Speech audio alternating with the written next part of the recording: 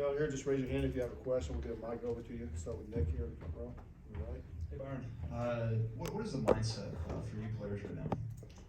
I think the mindset is just, finishing the season out the way that we should and the way we want to, just trying to play to the standard that we know we should be playing at every single game. Left side, back row there, Mike.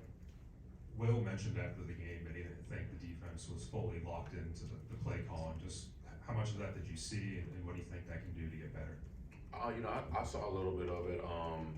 I think that just getting better. I think it's more of a focus thing that we got to pay attention during the week, maybe in meetings, maybe at practice, during the walkthrough, before the game. I think that plays a part in all of it.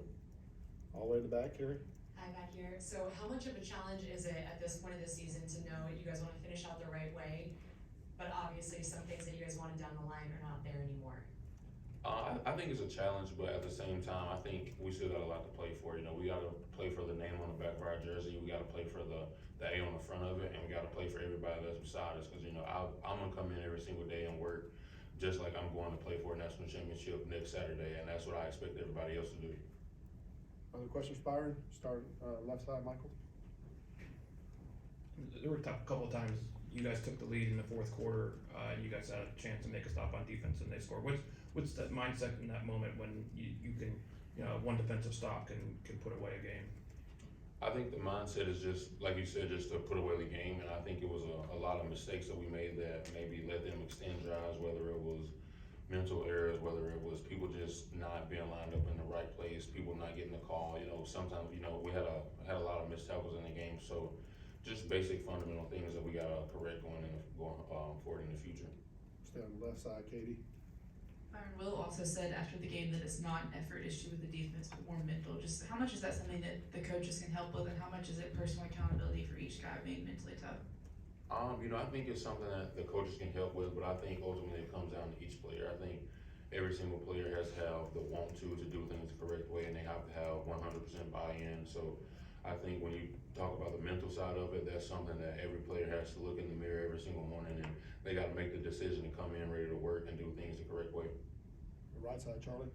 Kind of piggybacking off of that, how important is it as an older guy to get the young guys to kind of buy into that same mindset? It's really important. That's something that I've been trying to do since the beginning of the season, since last year, and we've seen some buy-in, but I think that we got to see even more going forward. Let's do a couple more questions, Byron. Let's start on the left here, Michael.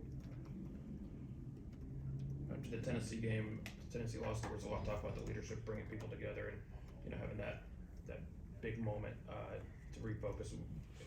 After this loss, how does that response for you guys?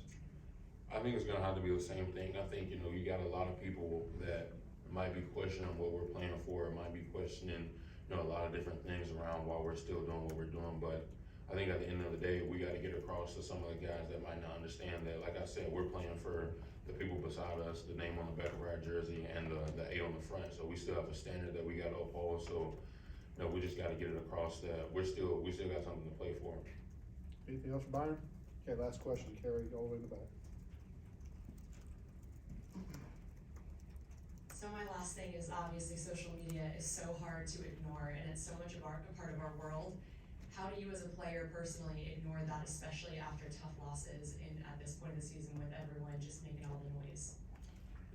I really ignore whether it's good or bad. I don't let anybody get in my head. I don't let anything get under my skin.